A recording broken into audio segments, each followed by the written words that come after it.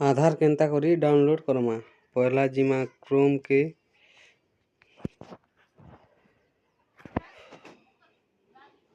सेनो सर्च कर दमा UIDAI लिखिदमा और सर्च कर दमा।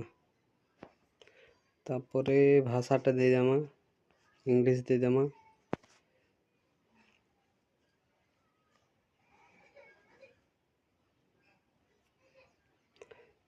तापरे डाउनलोड ऑप्शन रे क्लिक करवा के पड़वा।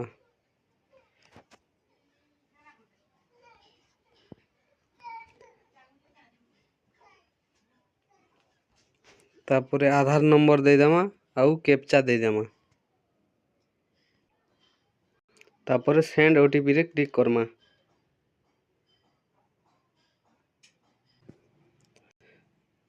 तापरे ओटीपी दे दमा आउ वेरीफाई एंड डाउनलोड रे क्लिक करमा।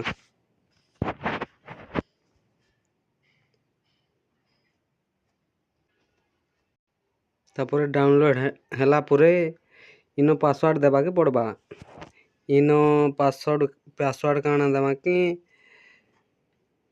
ना दे देमा ना रो निजर ना रो 4टा लेटर देबा के पड़बा। आउ डेट ऑफ बर्थ ईयर देबा के पड़बा।